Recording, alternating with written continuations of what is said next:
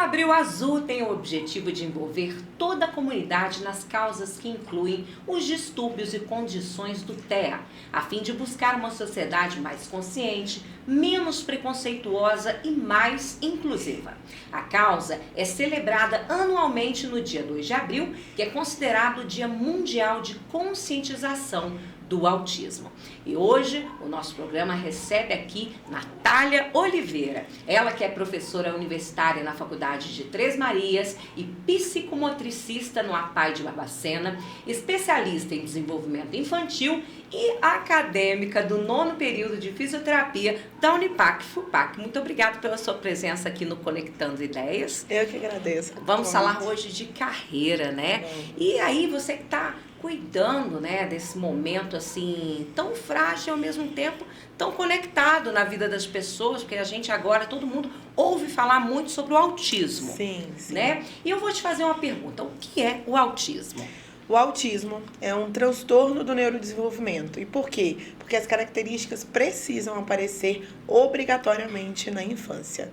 É uma condição genética que faz com que o indivíduo tenha um funcionamento cerebral diferente. E esse funcionamento diferente gera alterações comportamentais e prejuízos sociais. E, professora, quais são os sinais do autismo? Olha, como a gente está falando de um espectro, não existe um padrão, não existe uma regra. Cada indivíduo vai trazer suas características, mas há sintomas que são mais comuns aos indivíduos que têm um transtorno. Então, uma rigidez social, manias, rituais, um prejuízo na comunicação, na interação social, hiperfocos. Então, todas essas características são comuns ao transtorno do espectro autista. Ok. E como o diagnóstico ele é feito? Olha, o diagnóstico ele é feito em equipe multidisciplinar. Então, é uma avaliação clínica que vai passar pelo médico, neurologista, neuropediatra, associada a uma equipe multidisciplinar.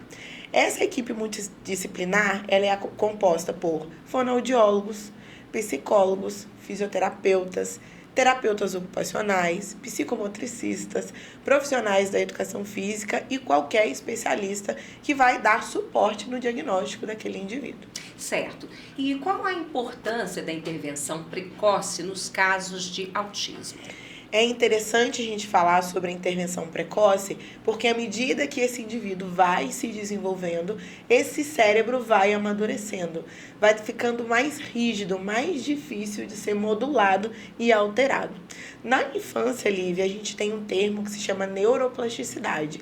E é muito mais fácil modelar um cérebro na infância do que na fase adulta. Então, alterar um comportamento, ajustar questões comportamentais é muito mais fácil quanto mais novo do que com mais idade. Certo. E para finalizar, quais são os maiores mitos sobre o autismo? Isso, pessoal, é muito importante, Lívia, porque como o autismo é algo muito novo na história, existem muitos mitos que são vinculados na mídia e que são perigosos. Por exemplo, autista não tem sentimento.